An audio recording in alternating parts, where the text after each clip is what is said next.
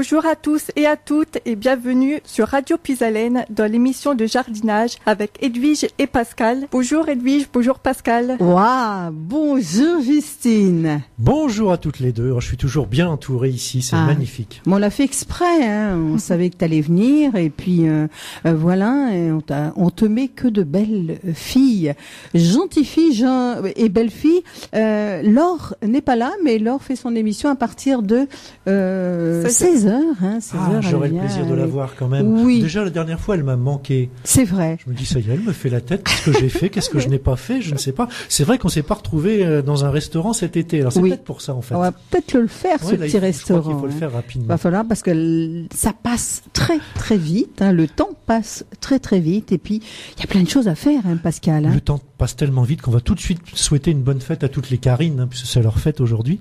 Et puis moi j'ai une petite question. Quel jour va-t-on faire l'émission en plein air? Parce que pratiquement à chaque fois que je viens à Carlepont, il fait beau, un soleil rayonnant, je sais pas, il y a un microclimat, c'est Puisalène, je sais pas ce qui se passe, mais il y a un temps magnifique chez vous. Tu me dis le jour et puis tes désirs sont des ordres. Oula, à ce point-là, mon Dieu, faut pas trop en dire parce qu'on sait jamais après jusqu'où je pourrais aller. Hein. Alors c'est bien parce que c'est vrai que tu viens de lancer un petit projet qui est pas trop mal. C'est vrai, jardin en direct, jardiner en direct, hein, parce que on essaierait de jardiner bien sûr forcément dehors. On aurait des micros à chef, hein, et puis éventuellement, oui, ça s'est déjà fait sur le terrain, ça s'est déjà fait. Et c'est vrai, éventuellement, toutes les personnes, si vous êtes fan de jardin, vous pouvez venir voir émission en direct, jardinage à l'extérieur de la radio. Au fait, est-ce que l'on sait si le mois dernier on a eu une collecte de citrouilles et de potirons, si l'appel a fonctionné? Non. Disons ils ont eu des citrouilles, mais il a fallu se déplacer et puis faire marcher un petit peu, comme on dit, le porte-à-porte. D'accord. Bon, enfin, l'opération a fonctionné pour fêter Halloween. Oui. Et puis les sorcières aussi, parce que c'est vrai, attention, s'il n'y avait pas assez de citrouilles, le problème c'était les sorts jetés par les sorcières, quoi. C'était ça, oui. Donc j'espère que tout ça se passe bien. Il y en a des enfants. Oh oui, bonjour. Eh ben oui, c'est ça. Ils viennent jardiner avec nous, justement. C'est bien de la main d'œuvre, c'est ce qu'il nous fallait. C'est ce qu'il nous faut, hein. Sous un beau rayon de soleil. En tout cas, qu'est-ce qu'ils sont silencieux. Il fait beau. Mais il fait froid quand même. Hein. Ah oui, on est le combien déjà au fait? Oui, on est le 7 novembre. Eh oui, le mois de novembre tout de même. Non, c'est pas étonnant qu'il fasse frais. Je dirais même à la limite c'est rassurant. Alors, mais là, il y a un temps un petit peu plus sec, bien ensoleillé. Puis la lune en ce moment, qu'est-ce qu'elle éclaire bien. Oui, c'est vrai. C'est agréable. Mais c'est vrai que ça veut dire qu'il faut se méfier des froids qui arrivent et qu'il est encore temps de protéger certaines plantes. Moi, je pensais justement là, en faisant la route, je me disais, par exemple, les dahlias, il y a encore des magnifiques fleurs de dahlias en ce moment, mais il serait peut-être temps de penser à les couper et se faire des bouquets avant que ça soit vite fait ratatiné par une petite gelée matinale. Là. Oh, ce matin, Pascal, les dahlias, ils en ont pris un coup, hein, il me semble. Hein. Ça dépend des endroits où il y a des endroits plus abrités, mais j'en ai vu encore de très beaux. Et moi, effectivement, j'en profiterai pour faire des bouquets là avant que ça soit ratiné un beau matin dans le jardin. Après, donc tant que c'est que le feuillage qui a pris pour les premières gelées, c'est pas grave, on peut couper et puis penser à les déterrer, ces gentils petits dahlias. C'est ce que j'allais te demander. Qu'est-ce qu'on fait là? On les coupe, forcément pour faire un beau petit bouquet à la maison, mais là, il faut les enlever. Ah oui, après, suivant l'endroit, si c'est protégé, on peut prendre le risque d'en laisser. Il y en a qui vont pouvoir passer, surtout si ils sont mis quand même assez profondément sous terre. Mais il est toujours plus prudent, malgré tout, de les sortir de terre et de les mettre dans un endroit aéré. D'accord. Et puis pour penser à protéger effectivement toutes nos plantes. Alors, on peut aussi penser à un paillage. Et moi, pour le moment, ce que je fais, c'est que ce paillage, effectivement, bien sûr, faut avoir le temps, mais ça peut être pour la nuit, penser à recouvrir. Et puis, quand on a une journée ensoleillée comme ça et sèche, dégager un peu pour éviter aussi qu'il y ait une humidité qui s'installe, puisque c'est toujours l'ennemi, l'humidité, qui va favoriser les pourrissements.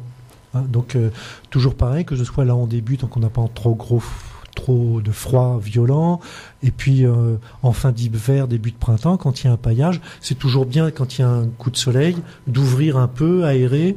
Ça évite aussi que des petites bestioles indésirables s'installent et aillent grignoter les plantes que l'on veut protéger. Ça n'empêche pas, par ailleurs, d'avoir un coin dans le jardin où on aura un tas de feuilles auxquelles on ne touchera pas et où là, il y a des insectes qui viendront se protéger, qui seront aussi un garde-manger pour des oiseaux, par exemple. Donc on ramasse des feuilles mortes, se ramassent à la pelle. Tiens, ça me donne une petite idée de chanson. Hein. Mais il me semble qu'on l'a passé, ça a déjà été passé. On ne s'en lasse pas. Oui, on s'en lasse pas. Mais c'est vrai qu'il y a beaucoup de feuilles. Elles tombent. Que l'on peut utiliser donc pour pailler, pour mettre dans son compost. On peut aussi justement passer, comme on en avait déjà parlé le mois dernier, pour des tiges un peu sèches, mais on peut aussi passer la tondeuse sur les feuilles pour les broyer, ce qui dans le compost va accélérer aussi leur décomposition, par exemple. Donc c'est un moyen que ça prenne un petit peu moins de volume dans le compost, que ça se décompose bien. Mais tout bêtement, pour pailler, pour protéger des fuchsias, par exemple, c'est aussi une très bonne technique. Bien sûr, comme toujours, on évite d'aller étaler dans le jardin des feuilles qui seraient largement atteintes de maladies, qui sont très tachées. Donc celles-là, on va soit, si on a un compost qui monte bien en température, on peut le mettre dedans, parce que cette montée en température va pouvoir permettre de lutter contre ces champignons, ou sinon autant les évacuer pour éviter de contaminer le reste du jardin. Mais il y en a eu beaucoup je sais pas, je me vois pas dans le jardin avoir vu comment des feuilles qui sont malades. Moins quand on a un temps sec forcément, puisque bien souvent ce sont des champignons qui se développent sur ces feuilles, et les champignons ont besoin quand même d'une certaine humidité. Donc quand on a un temps sec, qu'on a un déficit d'eau, effectivement, il y a moins de risques de ce développement. D'accord. Alors, on avait dit le mois dernier qu'aujourd'hui, on parlerait un peu de cuisine, parce que c'est vrai que pour moi, le jardin, c'est indissociable de la cuisine. C'est quand même la récompense du jardinier de pouvoir déguster ses fruits, ses légumes, et puis d'inviter les copains, d'être bien au chaud, et tout comme quand on prépare justement ces semis pour le printemps prochain, voir justement ce que l'on a envie de manger aussi. C'est pas la peine non plus d'aller semer des légumes pour les semer et puis après ne pas savoir qu'en faire, parce que finalement ce sont des légumes que l'on n'aime pas manger. Donc ça se prévoit aussi, justement. C'est penser à ça, et puis voilà. Donc si jamais des auditeurs aussi ont des petites recettes à nous communiquer, ça serait intéressant. Moi, ce mois-ci, j'ai focalisé un peu sur le chou. Parce que l'idée m'est venue parce que je me suis mis à remanger un peu de choucroute. Je rigole parce que tu as certainement dû voir le film. Il y a eu la soupe au chou qui est repassée, c'est vrai. Mais même pas. Je l'ai même pas regardé. C'est vrai que ça a été rediffusé la semaine dernière. Non, ce qui m'a inspiré, c'est que j'avais des invités à l'improviste. J'avais pas beaucoup de temps pour préparer, donc j'ai acheté de la choucroute cuite et que j'ai après agrémenté comme je le voulais. Mais c'est vrai que ça permet d'avoir un plat volumineux autour duquel tout le monde se réjouit bien. Ça prend pas trop de temps à préparer. On me laisse mijoter. On a le temps d'aller faire autre chose pendant ce temps-là. Et c'est un plat qui est très convivial. Et on pense peut-être pas toujours, justement, qu'on n'est pas obligé de mettre que de la charcuterie avec la choucroute. Qu'on peut mettre d'autres choses. Par exemple ça peut être, on a déjà vu dans des cartes de restaurant la choucroute de la mer. Donc, j'allais dire, oui, c'est vrai. Du poisson. Et moi, je mets des blancs de poulet, par exemple. Ah oui. Alors la première fois que je l'ai fait, j'ai mis des aiguillettes de poulet. Alors c'était un peu petit, ça a presque fondu dans la choucroute en fait. Du coup c'était bien mélangé, ça mettait des petites bouts de viande. Et puis là, la semaine dernière, je l'ai fait en mettant vraiment des gros blancs de poulet. Alors moi, dans ma marmite, je mets 1 litre de choucroute. Là, j'ai pris de la choucroute cuite. On parlera de la choucroute plus en détail par la suite. Sur mon litre de choucroute, je dépose mes blancs de poulet crus. Je rajoute 1 litre de choucroute. Je rajoute du jus. Alors moi, mon jus, je le fais avec du vin blanc. Dedans, je délaie de la moutarde. Je rajoute de l'eau. Et puis, je verse ça dessus. Des fois, ça peut m'arriver de mettre un petit peu de vinaigre de cornichon parce que c'est bien aromatisé, mais pas beaucoup. C'est pas la peine de trop rapporter d'acidité non plus. Et puis après, je laisse ça mijoter tranquille. Mais j'aime bien qu'il y ait pas mal de jus, moi, dans mon chou. Ah oui, oui. Et du coup, vos blancs de poulet crus cuisent tranquillement, enveloppés dans la choucroute, ce qui fait qu'ils restent très moelleux aussi.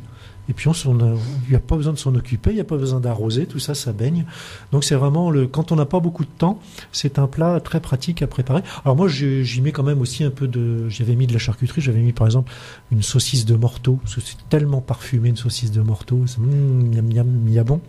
Et puis j'aime bien utiliser aussi du saucisson à l'ail fumé. Je coupe en tranches très épaisses, qui font 2-3 cm d'épaisseur. Et je mélange ça dans ma choucroute, comme ça apporte aussi un peu de saveur. Et donc, mes blancs de poulet qui sont crus, je mets pas d'autre assaisonnement, je vais pas remettre du sel. Ma choucroute est salée, ma charcuterie est salée. Comme c'est pas la peine pour la santé de manger trop salé, inutile de rajouter du sel. La moutarde que je mets est également salée, le vin apporte du goût. Donc, c'est absolument pas nécessaire de remettre du sel. Temps de cuisson, allez, une bonne heure quand même. Ah oui. Mais je laisse ça à feu doux. Et là, je m'en étais même pas occupé. Je sais plus ce que j'avais à faire. J'ai dit, j'ai pas beaucoup de temps. Le temps qu'on boive un petit peu l'apéro, sans modération, voilà. Ah oui, moi je l'avais mis même avant parce que je crois que j'avais encore des courses à faire. Je sais plus quoi. J'ai sorti tout ça du réfrigérateur. J'ai mis dans la marmite. J'ai mis à un feu très doux. Puis quand je suis revenu, j'ai remis un petit peu plus fort. Mais voilà, ça a bien cuit, puis ça a visiblement bien plu. Et c'était bon? Apparemment oui. Bien, la prochaine fois, Laure, tu sais ce qui nous attend. Une bonne choucroute chez Pascal. Alors, Pascal, on va passer parce que j'ai Justine qui me fait les gros yeux et c'est vrai, c'est bien Justine. C'est vrai qu'on a on a des temps de façon à musique un petit peu et puis passer une annonce peut-être. Oui. L'annonce du spectacle de samedi. D'accord, c'est très bien, oui. Et puis on va inciter les personnes, justement, les auditeurs, à nous appeler au 03 44 75 3000 si ils peuvent nous donner des recettes. Recettes partagez vos recettes avec nous. Recettes de cuisine, recettes de soupe, recettes de... les soupes, c'est aussi la tout bonne ce que saison. vous avez, tout ce que vous pouvez nous faire partager. Puis l'intérêt des soupes, c'est qu'au moins tous les minéraux des légumes restent dans la soupe, alors que quand on cuit des légumes et qu'on jette l'eau de cuisson, on perd une partie des minéraux. Oui. Là, au moins, on est sûr d'avoir tout. Alors c'est le moment des soupes, donc faites-vous plaisir. On va passer de la musique et ensuite on se retrouve après 2 petites musiques. Vous nous avez calé quoi, Justine? Alors j'ai choisi Les Feuilles Mortes, donc d'Yves Montand, et Les Petites Fleurs Fanées de Michel Pruvot. Merci Justine. C'était Automne en balade de Jean-Pierre Crozet. Tout de suite, on retrouve Edwige et Pascal. Merci Justine. Alors, oui, il y a des petites choses à se faire, Pascal. Alors mon chou. Ouh. Ouh. Ah oui, non, mais faut attaquer comme ça direct. Tout à fait. Alors, comme je disais, oui, j'ai eu envie de parler du chou aujourd'hui parce que j'ai commencé à en manger comme ça, parce que ça a aussi des vertus très intéressantes. Moi, je me souviens quand je suis allé au Canada, c'est vraiment une habitude en Amérique du Nord d'avoir du chou presque à tous les repas. J'y étais en été et il est fréquemment servi cru en salade, en entrée, en début de repas.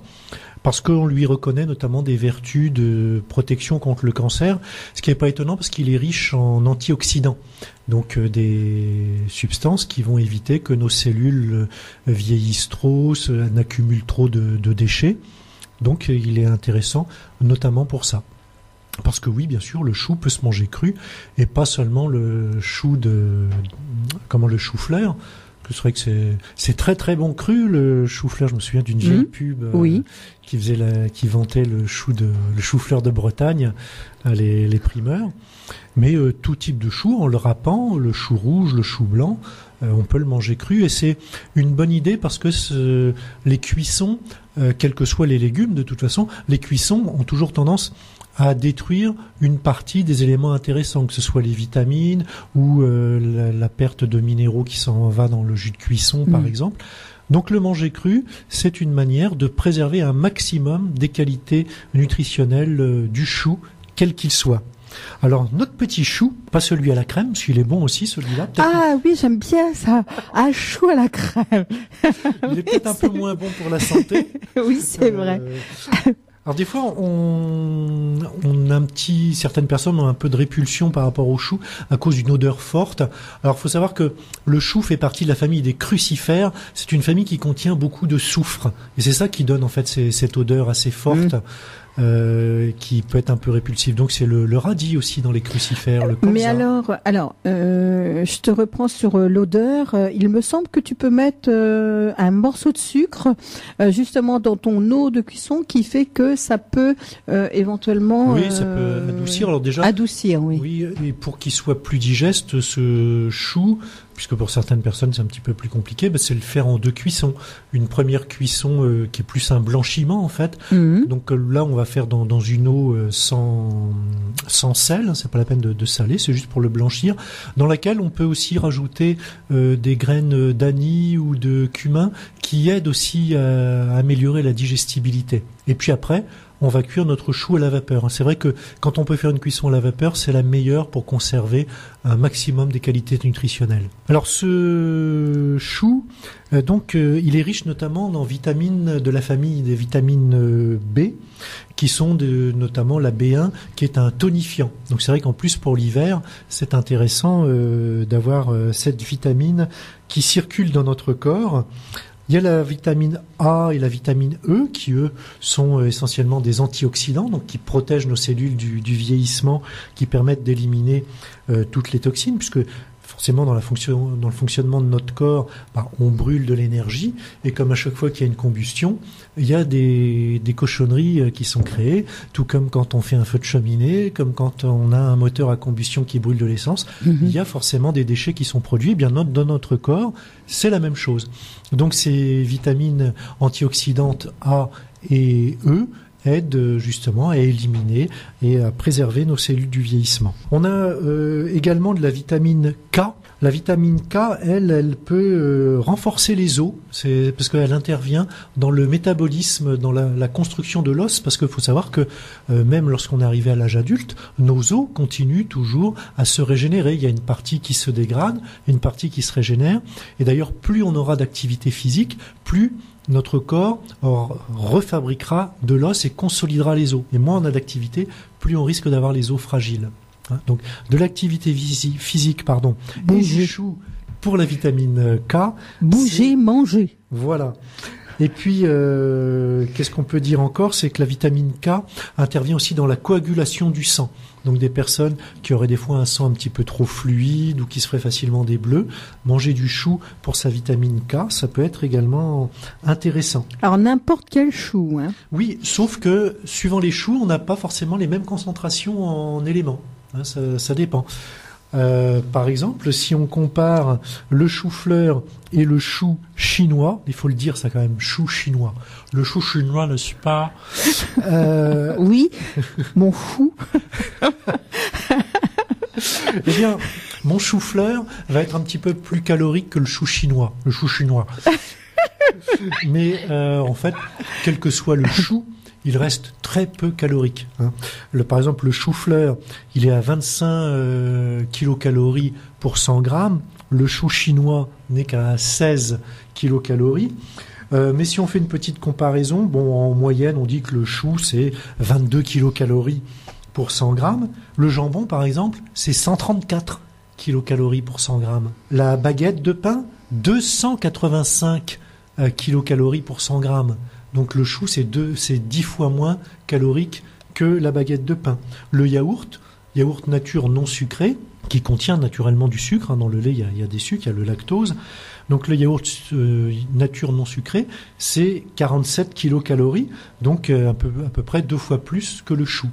Donc quand on parle aussi du chou pour des régimes amincissants, c'est vrai qu'effectivement, comme il est très peu calorique, mais qu'en même temps il est riche en vitamines A, B, E, mais également vitamine C, il est riche aussi en minéraux, c'est vrai que c'est un aliment aussi intéressant pour ça, parce que bien que peu calorique, il fournit beaucoup d'éléments essentiels, puisque effectivement il n'y a pas que l'énergie qui est importante pour notre corps, il y a aussi les vitamines, les minéraux. Et notamment le chou est riche en potassium, qui va aussi aider le corps à se défendre. Il y a une des propriétés dans les vitamines que j'avais oublié. Oui, en fait, la vitamine B, on dit que c'est une vitamine tonifiante. C'est parce qu'en fait, elle favorise le fonctionnement de l'influx nerveux.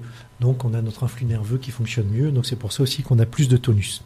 Et si on revient donc à notre comparaison de deux choux, notre chou chinois et le chou-fleur, donc le chou chinois est un peu moins calorique. Pourquoi ? Notamment parce qu'il contient moins de glucides, un petit peu moins de glucides. Mais par contre, il est pratiquement même plus de 3 fois plus riche en calcium que le chou-fleur. Et l'intérêt du calcium qui est contenu dans les choux en général, c'est qu'il est beaucoup plus assimilable que le calcium qui est contenu dans les yaourts ou dans les produits laitiers. Et le chou chinois remplace très favorablement les produits laitiers quand justement on a des problèmes pour digérer le lait. Manger du chou chinois. Alors, tu parles de chou chinois. C'est du chou qui vient de Chine ?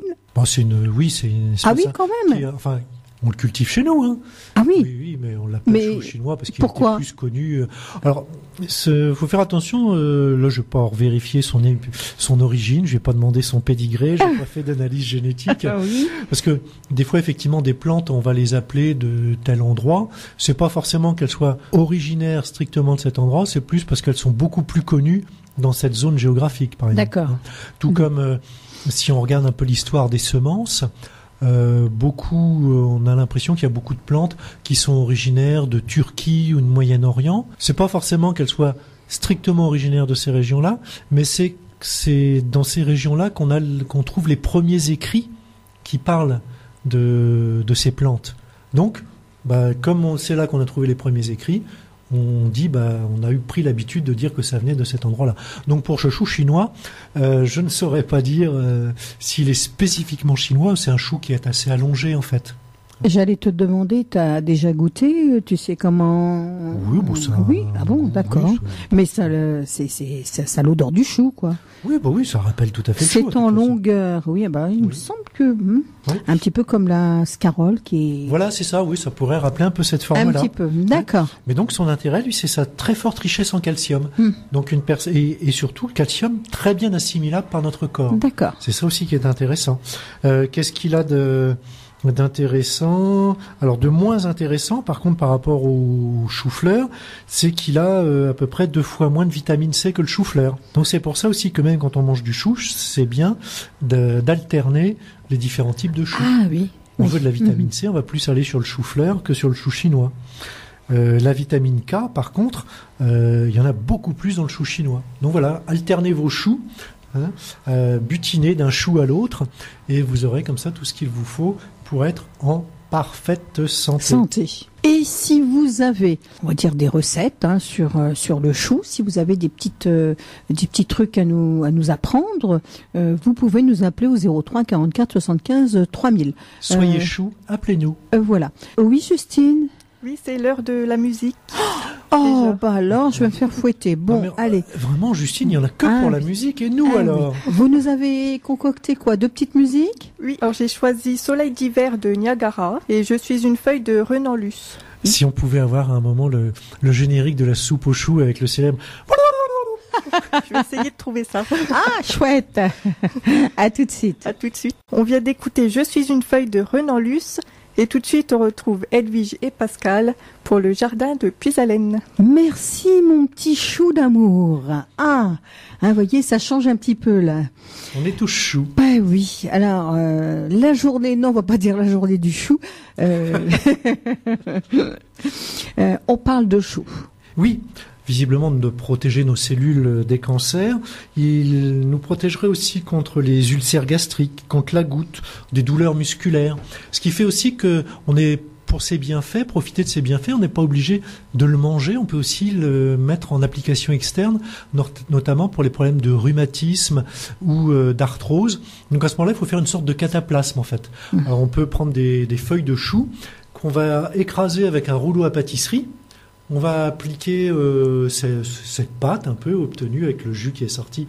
On va l'appliquer sur la zone douloureuse, mettre un tissu, une gaze dessus pour bien maintenir et laisser appliquer comme ça pour que ça diffuse au travers de la peau.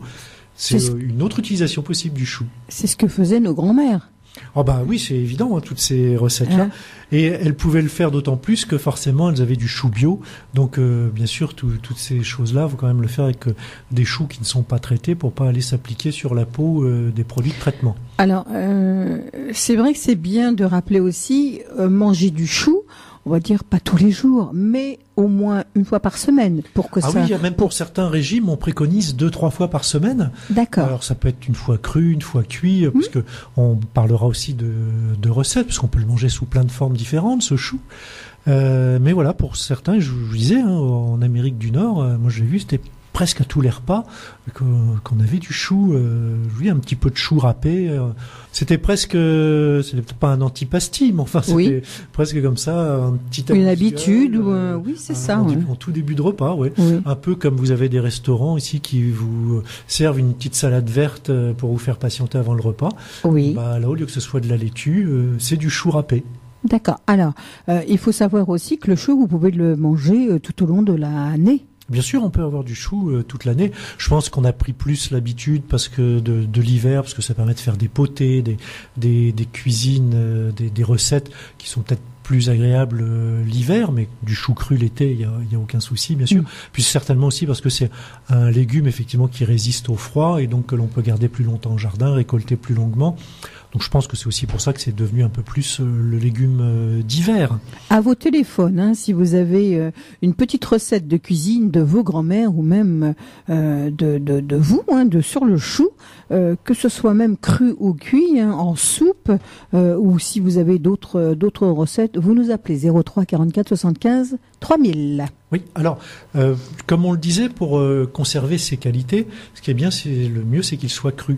Eh bien, on peut très bien se faire des jus. Embrasser la joue de qui vous voulez, mais chou.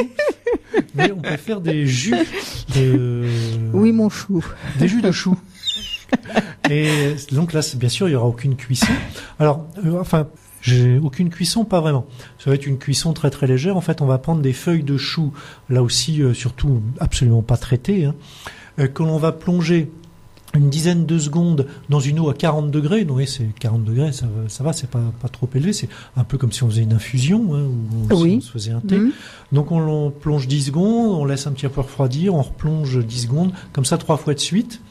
Après, eh bien, on va pouvoir écraser, râper notre chou, le presser pour en extraire ce jus que l'on va pouvoir conserver et boire tel quel. Et là, comme ça, les vitamines, les minéraux sont conservés. Donc, bien sûr, si vous voulez conserver les vitamines, que vous le gardez un petit peu, c'est à l'abri de la lumière et au frais. Alors, il faut le boire la journée. Oui. Il faut pas non plus attendre, le mettre dans le frigidaire, ça sert à rien.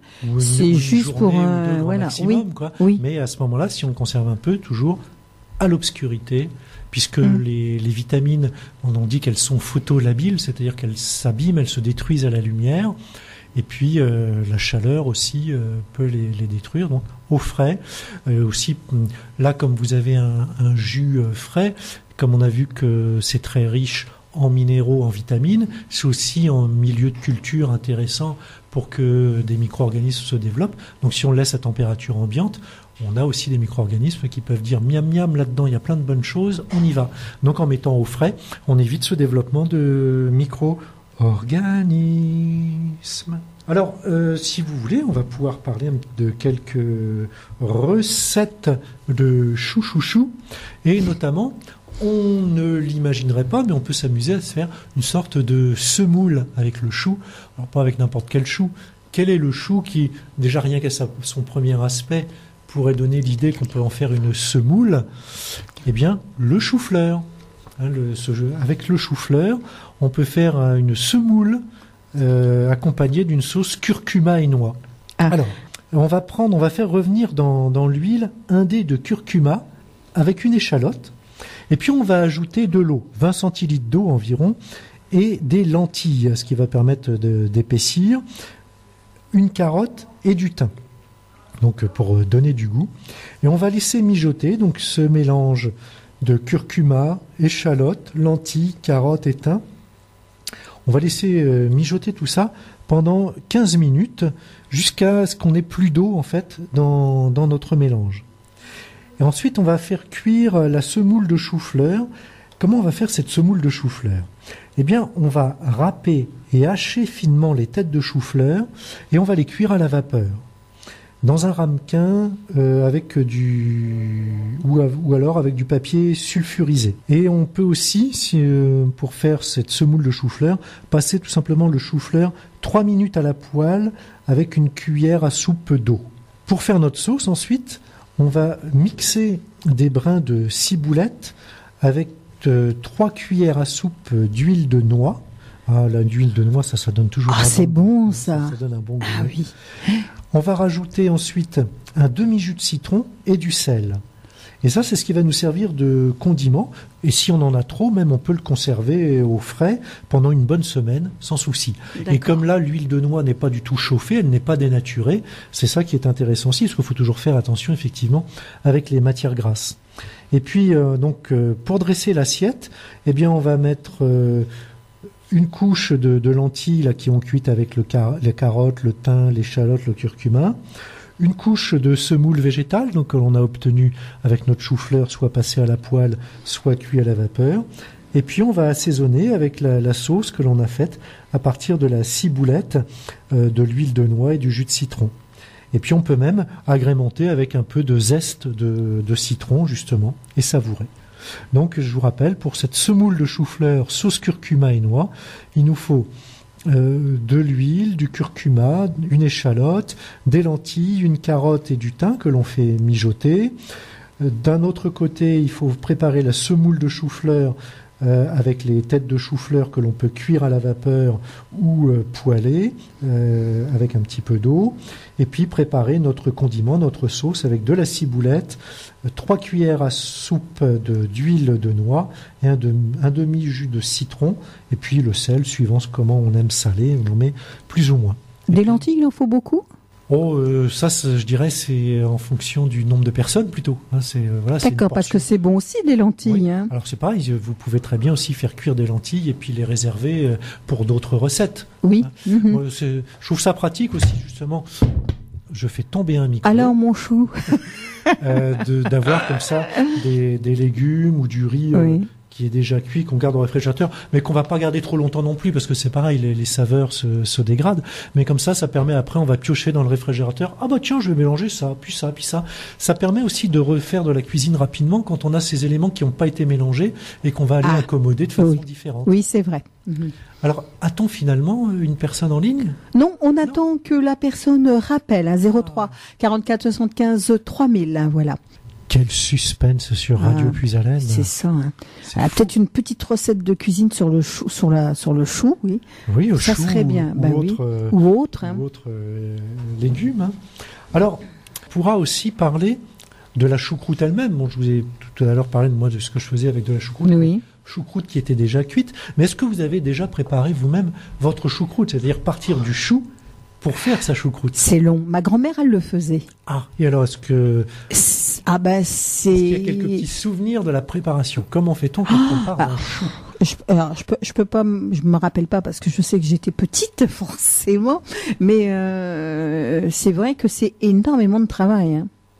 Oui, alors déjà, il faut bien savoir que cette choucroute, à la base, c'est une fermentation qui se fait sans cuisson. Donc il va falloir simplement râper le chou, le nettoyer, enlever les feuilles qui sont abîmées, le râper, le mélanger avec du sel et laisser fermenter pendant au minimum 3 semaines. Ah oui, je pense que là, c'est vrai que c'est du temps, c'est ce que je dis. C'est du temps. Le temps de préparation par lui-même n'est pas forcément si long que ça. Après, c'est un temps d'attente, mais bon, on fait autre chose pendant ce temps-là. Oui. Et notre choucroute, si elle est bien préparée, elle peut se conserver comme ça pendant 1 an. Il faut se rappeler que les fermentations sont des moyens justement de conservation, et il y a d'autres légumes que l'on peut préparer comme ça. On avait déjà évoqué la lactofermentation qui peut se faire avec de la carotte, avec du radis, différents légumes. Donc la choucroute, c'est une forme de lactofermentation qui permet de conserver le chou très longtemps. Comme il est cru et qu'il y a des bactéries qui se développent avec, ça garde vraiment ses qualités nutritionnelles. Et même les bactéries qui participent à cette fermentation vont aussi elles-mêmes produire des vitamines. Alors, je pense que nous avons quelqu'un en ligne, Justine. Allô? Allô, bonjour. Oui, bonjour, merci Justine, Oui, c'est bien. bonjour, je viens d'écouter cette délicieuse émission là que vous parliez du chou là. Oui. C'est très intéressant et en plus j'adore le chou. Ah, Et et voilà, donc ça m'intéressait tout de suite. Je cuisine avec du chou, notamment le chou-fleur. d'accord. Et aussi le chou, je ne sais pas si c'est un chou vert ou un chou blanc. Ah ben je sais pas, je l'ai pas sous les yeux, votre chou. Oui.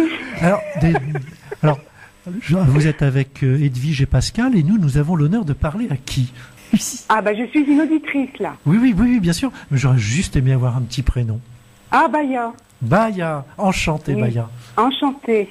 Oui. Alors, donc oui, parlez-nous de vos recettes, Oui. livrez-nous au moins un de vous vos savez, ce sont des secrets. recettes toutes simples. Mais toutes c'est ce qu'il simples. faut, c'est ce qui amène les gens à cuisiner, parce que quand on Voilà. parle de choses trop compliquées, on est tout de suite découragé. Oui, c'est vrai. Bah écoutez, je fais un ragoût, un ragoût avec le chou-fleur. Ouais. Donc je prépare ma viande, je prépare d'autres légumes avec. Au début, je mets les oignons, les tomates, je les émince bien avec de l'ail, tout ça. Donc on peut mettre, je mets parfois du bœuf, donc du bœuf bourguignon, je coupe en petits morceaux, quoi, mais Oui. sans gras, parce que le gras en général sur la viande je l'enlève. D'accord. J'aime pas trop le gras. Ensuite, je vais mettre tout ça dans un, je crois qu'on peut appeler ça comme ça, un faitout. Oui. Oui. Un faitout, oui. Donc j'ai pas encore mis l'eau. Je rajoute du sel, je rajoute du piment doux, du paprika, quoi. Je peux mettre de la coriandre aussi. Donc je mélange tout ça. Et après, une fois que ça a bien pris, je rajoute de l'eau. Mhm. Et ensuite, dès que ça bout, je commence à ajouter les légumes au fur et à mesure. D'accord. Voilà. Donc rappelez-nous un Donc- peu les différents légumes que vous allez mettre. Oui, alors les légumes que je mets, donc c'est la vedette, c'est le chou-fleur, bien sûr. Et je mets carottes, oignons, ail, coriandre. Et j'aime bien aussi comme épice l'origan. Je sais pas si ça vous parle. Ah, ça a un goût, hein. Mhm. Oui, ça a un bon donne goût. un super goût, Oui. notamment dans la soupe. Mhm. Ça relève bien le goût. Et voilà, donc c'est tout simple. Hein. Par contre, le chou-fleur, je le mets pas tout de suite dans la marmite. Hein. Je laisse d'abord bien mijoter avec la viande. Ensuite, je mets mes choux-fleurs, donc je les coupe. Bien sûr, je les ai lavés, tout ça. Je les ai coupés en bouts. Je vais pas mettre le chou-fleur comme ça Oui. dans le faitout. Et mes pommes de terre, je les mets en tout dernier, par contre, parce que comme elles cuisent un peu plus vite, pour pas qu'elles fondent. Donc Oui. je les mets en tout dernier, puis voilà, ça fait un ragoût, quoi. Et en hiver, c'est très bon, quoi. Ça réchauffe et... Oui, mais je vois que vous aimez bien les épices aussi et donner du goût à vos plats. C'est vrai que Ah c'est oui, ça moi qui est j'adore cuisiner. Ouais. Et en fait, j'en ai une autre, je sais Oui. pas si... Alors, dites-moi, Ça vous- qui est-ce qui déguste? Est-ce que il y a des jeunes enfants qui mangent ce plat avec vous? Mes enfants, alors j'essaye... Oui, j'ai 3 enfants. Ouais. Qui ont quel âge? Alors j'en ai une de 17 ans, une de 13 et une de 9. D'accord. Ce sont Et des alors- jeunes enfants. Ouais. Et alors, Oui. est-ce qu'elles apprécient ces légumes cuisinés par maman? Ah oui, ma plus grande, elle mange tout, sans exception. À 17 ans, elle ne mange pas que des frites et du hamburger. Ah Elle non, mange du elle chou-fleur. mange des légumes. Et je vous assure hein, que moi, je lui demande, moi, viens, on y va au McDo. Elle me dit non, maman, je préfère manger à la maison. Eh ben, c'est ça, quand on a une super maman qui fait de la bonne cuisine goûteuse. Ah oui, je sais pas. Par contre, ma plus petite n'aime pas trop les choux. D'accord. Donc, c'est très difficile pour lui mettre le chou à la bouche. J'ai essayé dans les purées, j'ai essayé dans... Elle me dit, maman, t'as mis du chou? Elle le sent, hein. Elle le Ah sent, bah oui. oui. Bah oui, ça sent hein, quand même le chou. Pourtant, j'essaye de dire, oui, le chou-fleur, c'est très beau, c'est une belle petite fleur. J'ai tout essayé, mais bon, rien n'y fait. Hein. Ouais. Mais bon, Enfin, elle le mange quand même. Oui. Après, elle me dit, maman, ta soupe, elle a été bonne quand même. Non, puis ce que je trouve intéressant, c'est de voir qu'il y a une ado qui apprécie de manger des légumes. Lorsqu'ils Ah sont oui. bien cuisinés et avec amour, ça passe tout seul. Et Avec amour, sûrement, oui. vous aviez une autre recette à nous communiquer? Oui, j'en ai une autre. En fait, c'est avec le chou. Vous savez, c'est une boule. Oui. Je pense que c'est le chou blanc. Oui, qui est très, très tassé, en fait. Oui. Hmm. D'ailleurs, j'en ai acheté là récemment. En fait, moi, ce que je fais, donc d'abord, je vais couper des bouts. Je le coupe en deux. Je coupe des bouts. Je les lave. Oui. Je les mets donc avec un peu de sel dans une casserole. Je vais les faire bouillir. Oui. Et après, une fois qu'ils sont bien, bouillis, j'essaye pas trop de les faire bouillir, sinon les vitamines partent. Mhm. Donc je vais pas trop les faire bouillir. Ensuite, je les égoutte. Une fois qu'ils sont cuits, j'attends qu'ils se refroidissent un peu. Je fais des boulettes, je les égoutte. Et ensuite, je vais préparer une petite sauce avec de l'huile d'olive, avec de l'ail que j'émince toujours. Et je mets le chou à l'intérieur, en fait. Vous savez, comme des épinards. Alors attendez, Comme des épinards. J'ai pas. Donc. Vous faites une boulette avec votre chou, c'est Oui, ça, hein? une fois qu'il est bouilli, Oui. pour l'égoutter, Oui.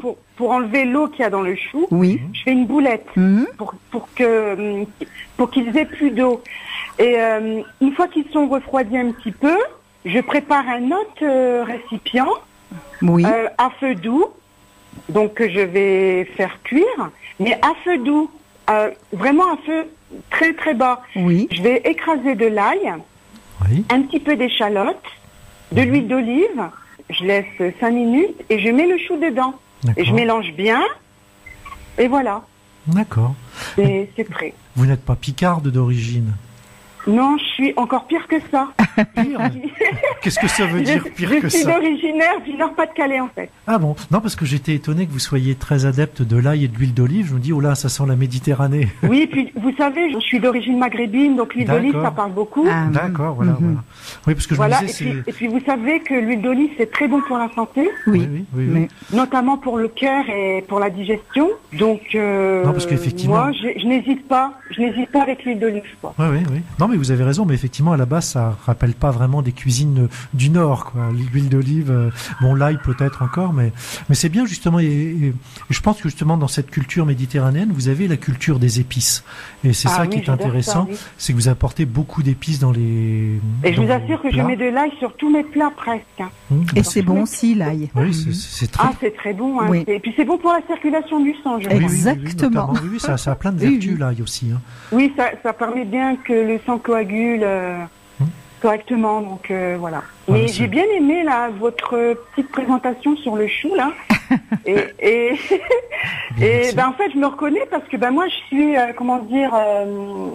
j'ai une petite déficience visuelle. Ouais. En fait, j'ai une rétinite pigmentaire et en fait, je pense que le chou, comme il contient justement de la vitamine, pas mal de vitamines, A, B, C, etc., je pense que c'est bon pour la rétine. Alors, visiblement, le chou, effectivement, et pas qu'avec ses vitamines, par d'autres composants, prévient aussi le vieillissement des yeux. Donc, effectivement, vous avez oui raison de consommer du chou. Non, c'est vrai qu'il a beaucoup de vertus. Alors, quand je rappelle, pour préserver aussi les minéraux dans les légumes, hein, ce qu'il faut, c'est les mettre effectivement à cuire dans une eau déjà bouillante pour en quelque C'est sorte ça. les saisir Oui.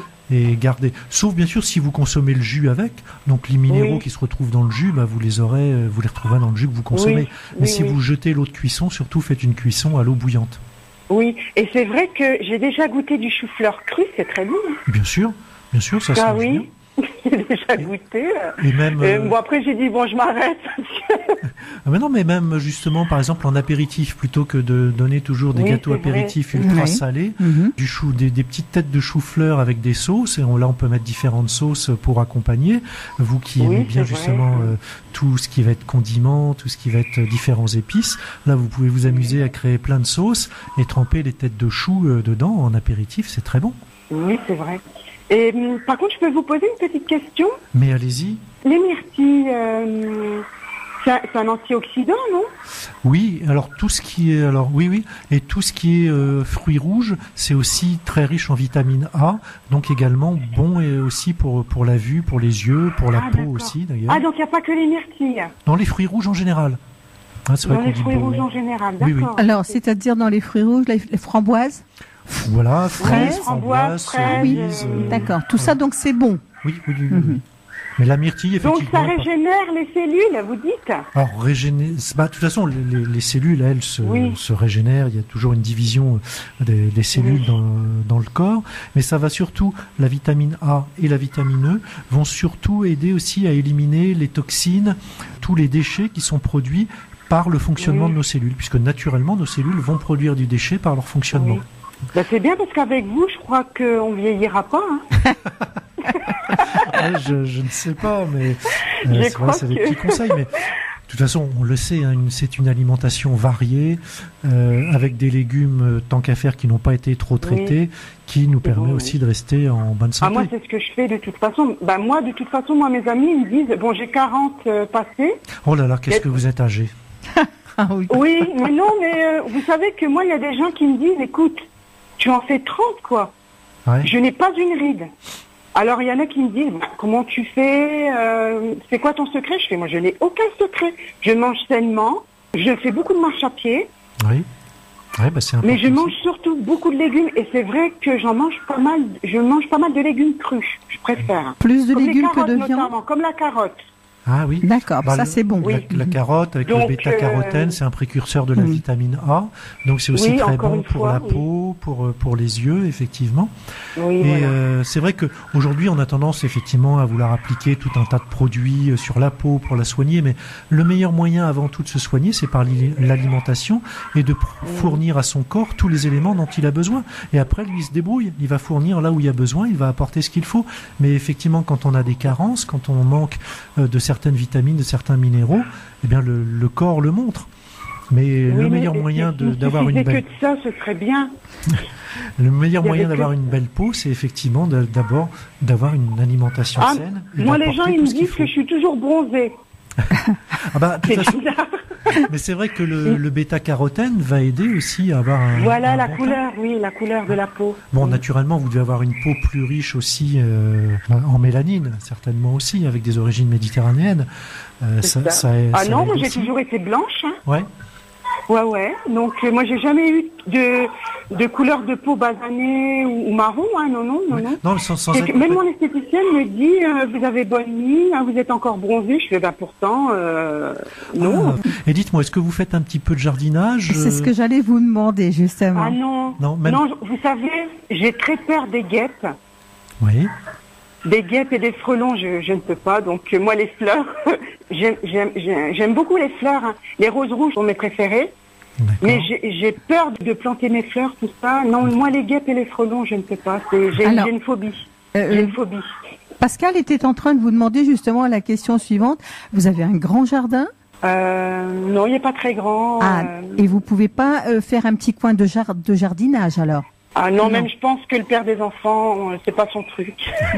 D'accord. Mais vous qui aimez bien justement les épices, est-ce qu'au moins vous cultivez du thym, de l'estragon, les différents Non, je les achète, la ciboulette, tout ça. Non, j'achète en général. Oh, franchement, ça serait un tel vous m'offrirez un beau bouquet, moi je veux bien. Hein.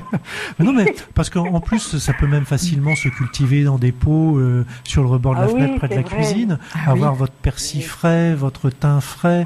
Et notamment pour faire des infusions de thym, là en ce moment c'est le... Ah oui, j'adore les infusions le soir. Oui.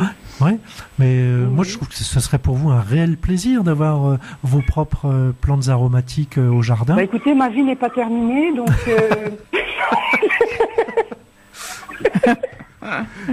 Et au moins vous êtes sûr que vous avez des plantes aromatiques bio. Oui, vous des plantes fraîches, oui, non, je me doute. Et donc vraiment avec une richesse en vitamines préservées. Vous savez que le persil est riche aussi en vitamine C, donc pour aborder l'hiver, c'est aussi important. À chaque changement de saison, d'ailleurs, se faire des petites cures comme ça de plantes riches en vitamines. Excusez-moi. Je peux vous poser une question? Allez-y. Vous êtes cuisinier ou pas? Ah non, pas du tout, non. Je suis, je crois, amoureux des bons plaisirs. Ah oui, mais vous avez bien une spécialité, hein, vous, non?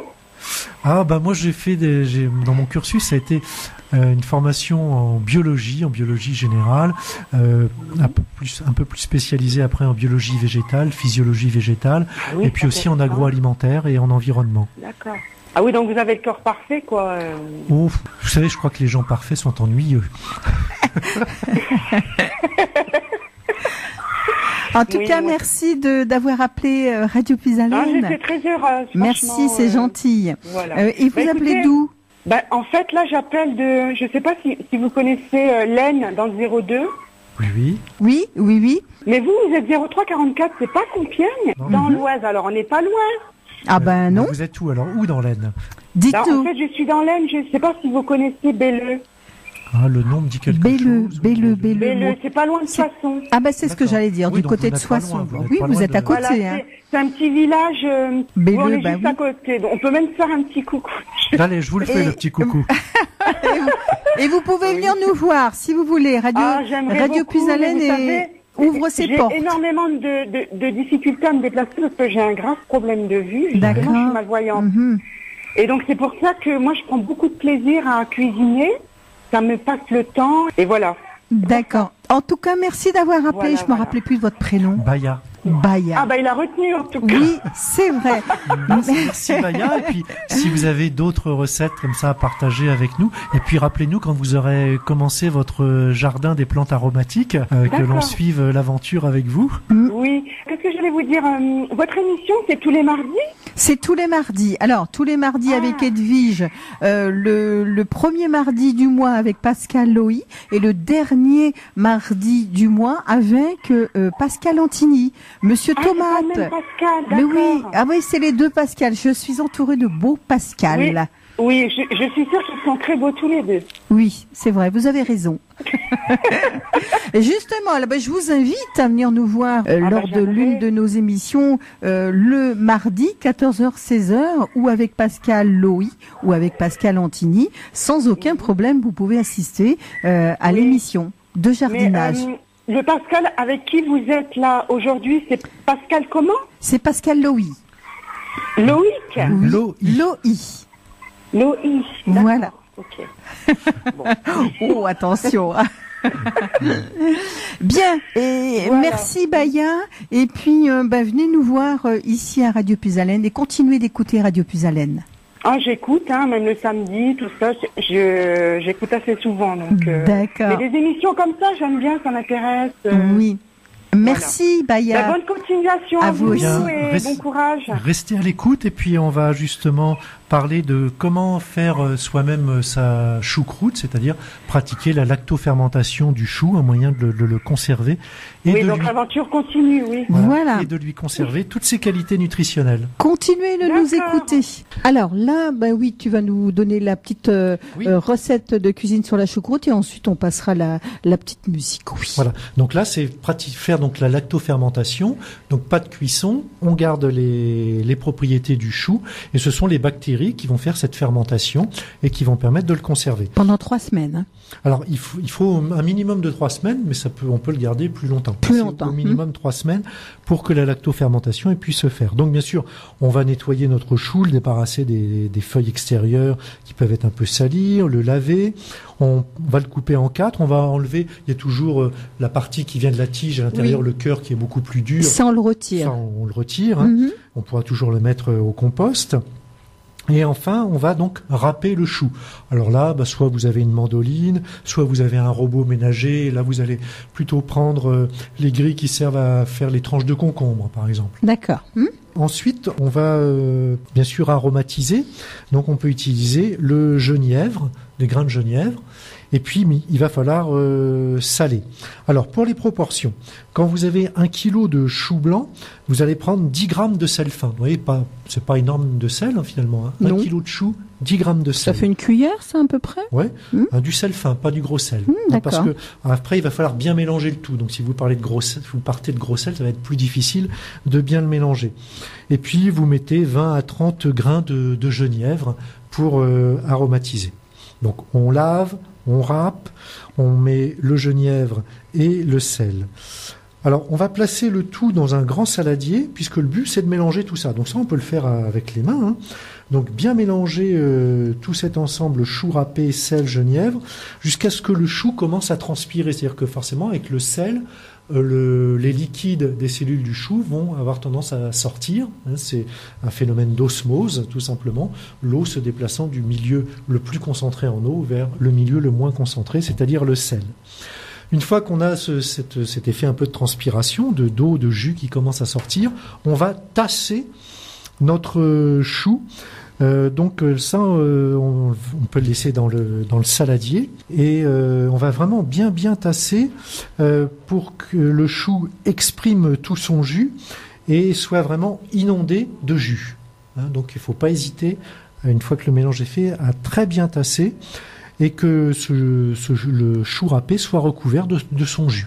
Donc c'est toute son eau, son jus, dans lequel il y a aussi des minéraux qui doivent bien le recouvrir, bien baigner. Et on va mettre ça dans un bocal fermé. Donc là, on va, pour la quantité de 1 kg de chou, on va pouvoir prendre un bocal de 1 litre à peu près. Ah oui. Vous savez, on prend les bocaux qui vont servir à faire les conserves, comme les bocaux Le Parfait avec le joint de caoutchouc. Donc on va remplir, on va mettre tout ça dans notre bocal, bien remplir, en mettant le joint de caoutchouc, bien sûr. Et puis on va laisser à température ambiante pendant 1 semaine à peu près. Une fois que on aura passé cette semaine, on va le laisser encore 2 à 3 semaines, là dans un milieu plutôt à l'abri de la lumière. Frais, à l'abri de la lumière. C'est-à-dire dans le garage ou dans un endroit, dans une cave ou. Alors ce qui est prudent, c'est que notre bocal, on le mette dans une assiette creuse, parce que la fermentation, il y a un dégagement de gaz, et il se peut justement que même au travers du joint, il y ait des liquides qui s'écoulent, qui sortent du bocal. C'est tout à fait normal si ça se passe, c'est dû à la fermentation et au dégazage qui est produit au moment de la fermentation. Après, donc, on va le laisser 2 semaines se reposer, continuer la fermentation. Alors, certainement pendant ces 2 semaines, dans le bocal, le chou a changé on va dire de. Oui, vous prenez un chou blanc, il va rester, ça reste une couleur quand même assez blanche. Oui, d'accord. Oui. Là, si c'est bien préparé, si c'est bien fermé, que justement la fermentation a bien chassé tout l'air, eh bien votre choucroute comme ça peut se conserver à peu près 1 an. Et on a encore là affaire, justement, comme il n'y a pas eu de cuisson, à des cellules vivantes, riches toujours en vitamines. D'accord. Mais donc, au bout de 3 semaines, vous pouvez utiliser votre chou et là, le cuire. Après, pour une recette de choucroute, bien sûr. Mais il faut attendre 3 semaines. Voilà, c'est un minimum de 3 semaines, 1 semaine à la lumière, minimum de 2 semaines à l'abri de la lumière. Donc, comment va-t-on faire cuire ce chou ? Eh bien, on va utiliser tout bêtement une marmite, un faitout, comme dirait Baya. On va le remplir d'eau et en fait on va faire bouillir cette eau et mettre notre chou à cuire dedans. Lorsque l'on met le chou, bien sûr, l'ébullition s'arrête et on va laisser reprendre l'ébullition pendant 5 minutes à peu près. Puis on va égoutter et rincer à l'eau froide. On va presser notre choucroute pour extraire encore toute cette eau de cuisson.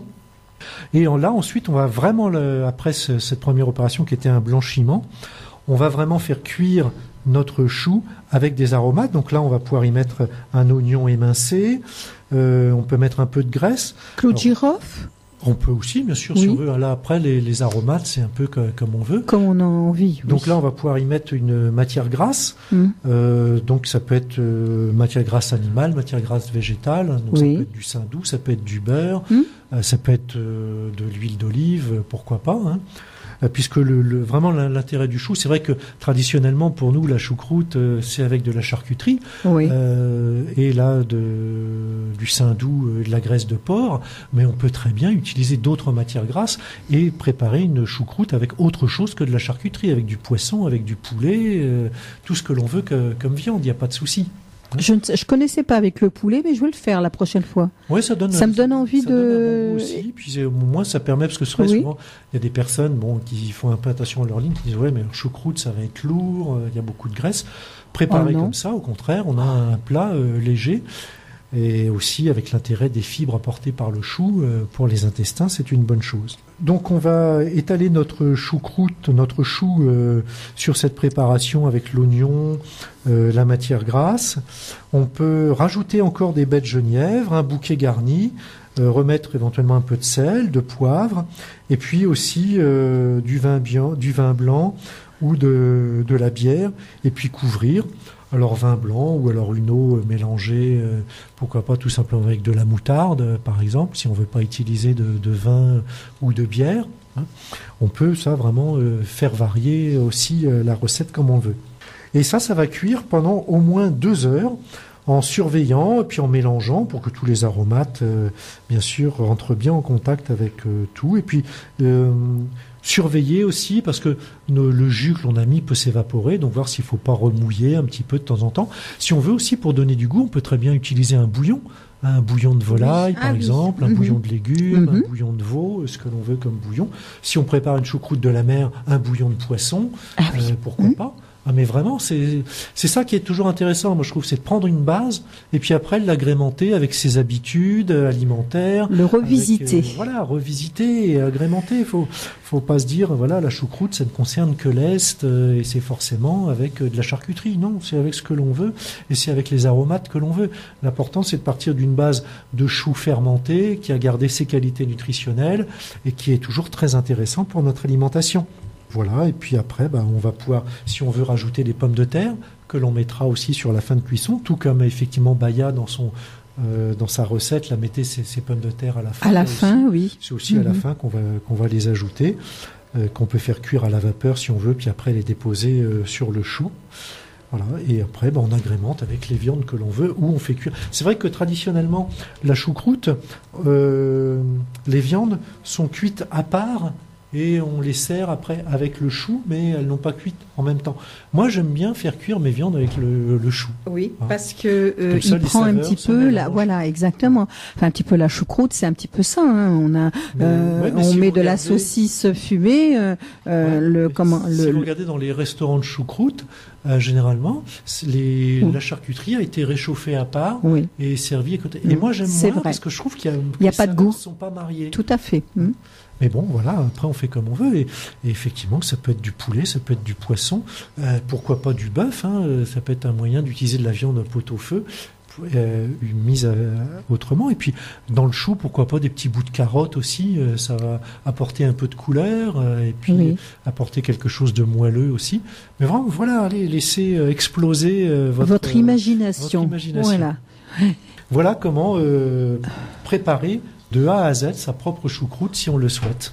Alors là, on va s'écouter une petite musique, s'il vous plaît, Justine, et puis ensuite on terminera cette émission, si Pascal le veut bien, avec une petite, je ne sais pas, qu'est-ce qu'on peut faire avec le chou ? Tartelette au chou rouge. Ah, oui. Tartelette au chou rouge confit. On s'écoute une petite musique et ensuite on termine avec la tartelette au chou rouge.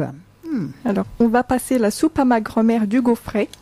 Ah, c'est bien, Justine. C'était la soupe à ma grand-mère du Gaufret et tout de suite Edwige et Pascal en antenne. Oui, j'allais dire, c'est une belle chanson qui chante ça, Hugo Frey. Tu connaissais ? J'aime bien toujours quand il y a des chœurs d'enfants, ça donne un punch là. C'est vrai. Assez agréable. C'est pour ça que c'est sympa là. Il y a les enfants qui répètent leur spectacle de samedi, donc on a aussi un petit peu d'ambiance dans les studios. C'est agréable. Alors donc je vous parlais d'une tartelette au chou rouge confit. Donc c'est du sucré salé. Alors je vous la donne, bien que moi le sucré salé je sois absolument pas fan. Mais moi j'aime bien. Alors, il nous faudra bien sûr un chou rouge, du vinaigre, du miel, du sucre, du sel, du poivre, de l'huile d'olive également. Et puis, il y aura aussi alors, soit on va préparer une pâte pour faire comme des espèces de petits sablés sur lesquels après on va étaler notre confit. Soit vous trouvez déjà des pâtes toutes faites. Ou alors vous mettez dans des tartelettes. Alors, pour le confit de chou, tout simplement, on va éplucher notre chou, enlever l'autre oignon, la partie dure qui correspond à la tige, à la queue. Donc, on va couper le chou en fines lanières ou alors le râper, pourquoi pas. Soit vous faites des lanières au couteau, soit vous le râpez. On va le pré-cuire, en fait, un peu le blanchir 5 minutes à l'eau bouillante. On va égoutter, donc là, sans assaisonnement, juste comme un blanchiment, pendant 5 minutes à l'eau bouillante. Puis on va faire chauffer de l'huile d'olive dans laquelle on va faire revenir notre chou à feu moyen.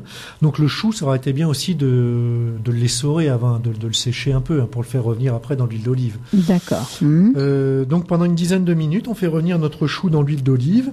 On ajoute un petit peu de vinaigre, de miel, du sucre, le sel, le poivre, et on va laisser mijoter pour faire compoter, faire confire pendant une quarantaine de minutes. Donc si on veut, pendant ces 40 minutes, on va préparer notre pâte pour faire ces petites tartelettes qui sont plus un peu comme des sablés en fait. Oui. Donc ce qu'on va faire, c'est qu'on va mélanger de la farine avec du sel. Un jaune d'œuf peut-être, le voilà. sablé, non, c'est ça. C'est hein. ça, voilà. Un petit peu, oui. Huile d'olive, on peut en mettre aussi un peu. Huile d'olive et puis de l'eau alors, non? Oui. Ah, oui. Des herbes aromatiques et de l'eau. Oui, Hein. d'accord. Donc c'est un peu entre la pâte à pizza, le sablé. D'accord.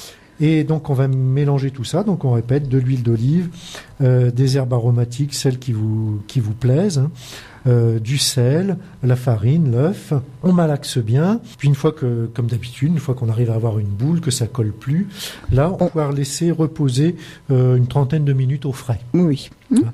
Donc on met pas de levure bien sûr là-dedans. Hein. Et puis donc si on a préparé cette pâte, bien sûr il va falloir la faire cuire. Donc on va préchauffer notre four à 180 degrés. On va étaler la pâte et puis découper des petits ronds. Hein. Vous pouvez le faire avec un verre, hein, c'est facile. Soit vous avez des systèmes de porte, oui, c'est facile maintenant. Pièce ou alors simplement avec un verre. On fait cuire une 15aine de minutes. On laisse refroidir et puis après on va étaler notre compoté de choux rouges, miel, sucre, voilà. Et on va déguster ça. Donc ça peut très bien se déguster aussi en apéritif. Pourquoi pas? Ah, et puis ça change un petit peu, tiens. Voilà, ça change. C'est une autre manière de manger le chou. Puis là, oui. le chou rouge, on n'avait pas encore parlé du chou rouge. C'est ce que je vais faire la prochaine fois que j'ai des invités, tiens. Tartelette au chou rouge. J'avais pensé aussi faire un tout petit mot sur le bicarbonate. On peut l'utiliser en cuisine, en produits ménagers, même au jardin un peu pour désherber. Oui. Comparez bien quand vous achetez du bicarbonate les prix au kilo. Là, je viens de constater ça lundi quand je suis allé faire mes courses en grande surface. Peut-être l'avez-vous déjà remarqué. On peut en trouver aussi bien au rayon produits ménagers qu'au rayon cuisine, souvent dans le rayon du sel. Eh bien, le bicarbonate au rayon cuisine est beaucoup moins cher que le bicarbonate au rayon des produits ménagers. Donc, il faut aller chercher aux produits avec les produits culinaires. D'accord. Et notamment parce que dans les produits ménagers, on lui applique une TVA à 20%. Il n'est pas considéré comme un produit de première nécessité. Et dans les produits culinaires, il a une TVA à 5%. D'accord. Donc voilà, juste mais un petit c'était truc. bon, c'est bien parce que c'était bon à le signaler parce que c'est vrai que le bicarbonate de soude c'est naturel et puis on peut l'utiliser comme tu dis aussi bien en produits ménagers que dans la cuisine et puis même nettoyant, désherbant, enfin tout ce que l'on peut. Rénover des tissus, détacher une moquette, désherber, déboucher des canalisations, l'utiliser pour faire gonfler une pâte, hein, parce que de toute façon, dans les levures chimiques, c'est ce qu'on utilise. Hein, c'est tout simplement que c'est un dégagement de gaz carbonique qui fait gonfler la pâte. Donc on peut très bien l'utiliser pour alléger une pâte. Si tu veux, Pascal, la prochaine émission, qui aura lieu le premier mardi de chaque mois, on parlera du bicarbonate de soude. Pourquoi pas? Ça peut être effectivement une idée de thème en plus. Parce que c'est vrai. Quand même, parce que là, c'est vrai qu'aujourd'hui, on n'a pas parlé vraiment de jardin pur et dur. Oui. Alors n'oubliez pas aussi de nettoyer vos outils qui ne serviront plus, là, qu'ils passent un bon hiver, qu'ils ne rouillent pas, qu'ils soient bien désinfectés. On peut les nettoyer au bicarbonate? Bon, ça peut être vinaigre, bicarbonate. D'accord. Pour des outils en fer, on peut les graisser pour les mettre à l'abri de l'air, éviter qu'ils rouillent, par exemple. Protéger les plantes qui en ont besoin et puis prévoyez vos plantations pour vos semis. Si c'est pas encore fait, vos commandes de graines. Vous avez certains catalogues là où vous pouvez passer commande. C'est vraiment le moment de faire, de prévoir et justement de vous dire qu'est-ce que j'ai envie de manger l'année prochaine et donc qu'est-ce que je veux mettre au jardin. Et là, c'est monsieur et madame qui se réunissent pour dire tiens, j'ai envie de cultiver ça, mais que madame ne pas dire d'ailleurs tes haricots, il y en a ras le bol, je vais pas te les cuisiner. Hein. Monsieur d'ailleurs, parce qu'il n'y a pas de raison, il n'y a pas que madame qui est au fourneau, tout comme il n'y a pas forcément que monsieur qui est au jardin. Exactement, mais c'est ça, comme on dit, le couple doit savoir partager aussi. Hein. Voilà. Merci Pascal. Bien sûr, on se retrouve donc dans un mois. On parlera de ça et puis d'autres choses d'ailleurs. Si vous avez des idées, si vous voulez faire comme Baya, voilà. N'hésitez pas. Vous voyez, n'hésitez pas. Généralement, on est sympathique avec les auditeurs. Voilà, tout à fait. Et puis, c'est vrai qu'elle nous a donné une très très belle recette de cuisine en ce qui concerne le chou. On avait parlé de chou pendant 2 heures avec Pascal. Tu regardes un petit peu ton agenda. Le premier mardi du mois prochain, au mois de décembre, ça sera le 5 décembre. Le 5 décembre. Ça veut dire, a priori, la veille de si je me trompe, c'est bien le 6 décembre, la Saint-Nicolas. Tu seras là, mon petit cadounet? Oui. Ah oui, mon petit cadounet qui est comme... Mon petit Cadenet Laure, tu seras là dans un mois, le premier mardi de chaque mois. Bon, et puis là, alors, je parle de mon petit Cadenet, c'est Laure qui prend le relais à partir de 16h jusqu'à 18h, tu vois? Oui, elle me fait si, bien sûr. Merci à tous les auditeurs qui nous ont écoutés. Merci Justine, c'était très gentil de nous faire la technique. Vous nous avez passé de très belles musiques. Merci Pascal. Merci, toujours un super accueil dans les locaux de Puisalène. Et puis on voit que c'est toujours un endroit où il y a de la vie, c'est agréable. Et merci aussi à Baya de nous avoir appelés. Et j'espère qu'on aura encore les appels de nombreux auditeurs. Réfléchissez à vos utilisations du bicarbonate, à vos recettes de cuisine, à vos astuces de jardin, pour que l'on partage ensemble sur l'antenne de Puisalène. Voilà, je vous laisse. Merci Justine. Continuez de nous écouter, continuez d'écouter Radio Puisalène. Au revoir Edwige, au revoir Pascal. Au revoir, à très bientôt. Au revoir Justine. On retourne en musique tout de suite avec Liane Folly, avec la chanson Jardin d'hiver, juste avant de retrouver Laure. À bientôt sur Radio Puisalène. Je voudrais du soleil vert